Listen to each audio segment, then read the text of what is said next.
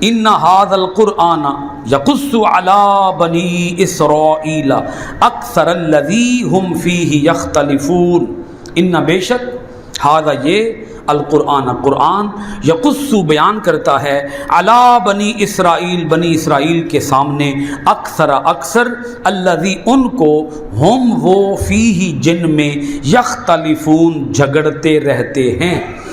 بلا شبہ یہ قرآن بیان کرتا ہے بنی اسرائیل کے سامنے اکثر ان امور کی حقیقت کے جن میں وہ جھگڑتے رہتے ہیں۔ یہ کون جھگڑتے رہتے ہیں؟ بنی اسرائیل۔ اچھا، ایک قوم تھی ادھر مکہ میں آباد تھی، یہ قوم اپنے آپ کو کہلواتی تھی بنی اسماعیل۔ بول دے ایک دفعہ بھی بنی۔ اور ایک قوم جو مدینہ میں آباد تھی وہ اپنے آپ کو کیا کہلواتی تھی؟ بنی اسرائیل۔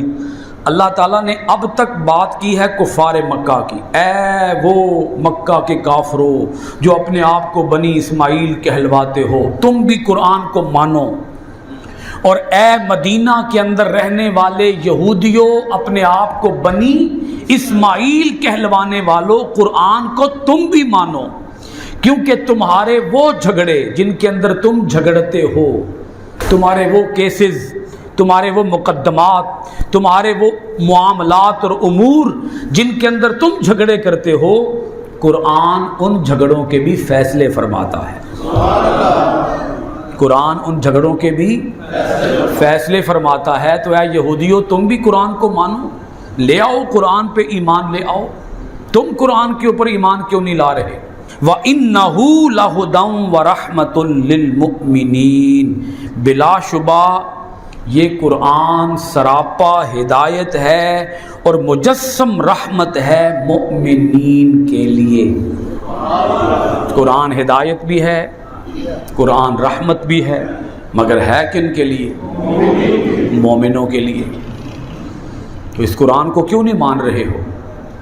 مان جاؤ۔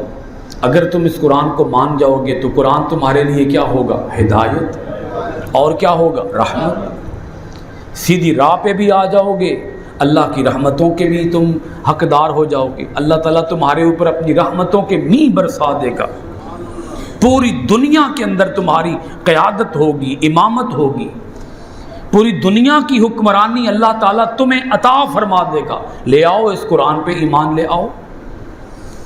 ادھر بھی دعوت دی کن کو؟ بنی اسماعیل کو، ادھر بھی دعوت دی کن کو؟ بنی اسرائیل کو۔ دونوں قوموں کو دعوت دی کہ قرآن صرف مکہ والوں کے لیے نہیں آیا، قرآن مکہ والوں کے لیے بھی ہے، قرآن مدینہ والوں کے لیے بھی ہے، اور قرآن صرف مکہ اور مدینہ والوں کے لیے ہی نہیں ہے، قرآن تو سارے مومنوں کے لیے ہے، قرآن تو سارے انسانوں کے لیے ہے۔ ایک اور مقام پر اللہ پاک نے فرمایا ھدی للناس، قرآن سارے انسانوں کے لیے ہدایت ہے۔